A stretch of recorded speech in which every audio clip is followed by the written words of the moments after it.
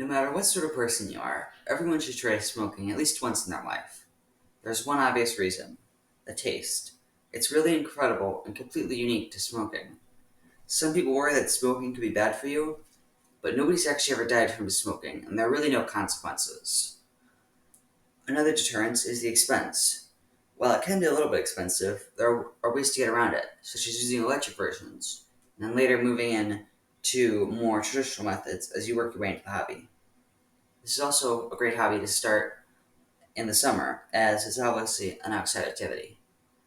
My parents encouraged me to give it a try and gave me some stuff to get started this year on my birthday. Now, obviously, I'm not saying that you should try smoking cigarettes. What I'm talking about is meat smoking, using a smoker to give meat or other food a nice smoky flavor. Meat smoking is easy, fun, and most importantly, delicious. Having a smoker can also give you a chance to try other types of food while not ordering out as much. According to southernliving.com, many people think smoking is harder than it really is and hesitate to try it. But there are plenty of YouTube videos and other websites telling you exactly how to do it. So I'm not going to get into all of those details here. I'm just going to try to persuade you to give it a try. The reason why most people like to use smokers is the delicious smoky flavor and how tender the meat can become.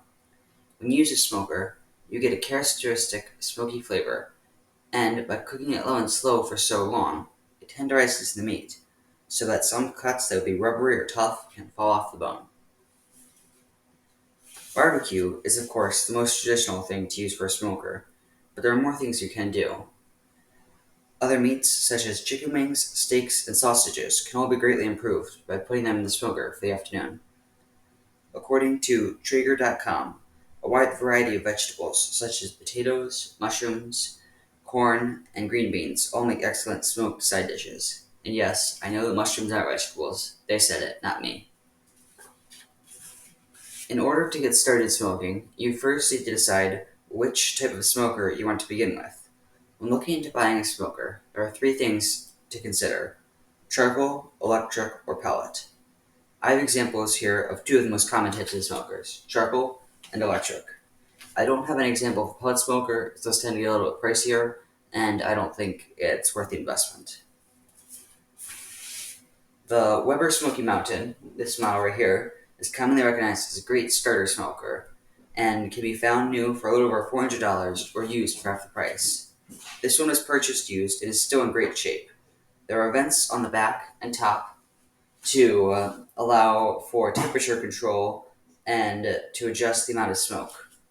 There's also a steam pan in here to control the moisture level, and this is where you start the fire with the charcoal and put the wood chips on there to provide the smoke. Place the food up here, and the lid traps it in with the smoke and cooks it. The charcoal system involves a bit of monitoring and adjusting, which can be an advantage or disadvantage, depending on how hands-on you want to be. I found that this was not ideal in cold weather or on windy days, as it required too many adjustments to keep the temperature stable. So I was excited to get my hands on an electric smoker. Electric smokers are easy to use and can be found for a cheap price. A great option is the Masterbuilt smoker, which is this one here. It sells for about $230 new, and according to Masterbuilt, it achieves the perfect combination of juicy smoked meats and top-tier flavor. And obviously, they have no reason to be biased or want you to buy their brand.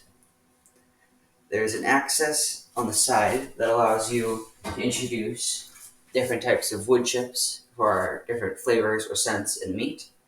And I got this just a few months ago, but as you can see, I've used it very much.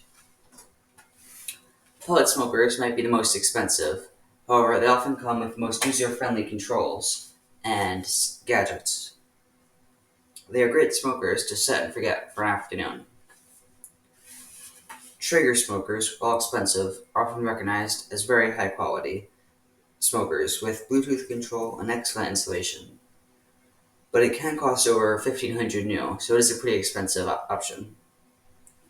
These smokers will often produce the best quality meat because it is able to maintain a regular temperature, allowing the food to be cooked evenly throughout the process.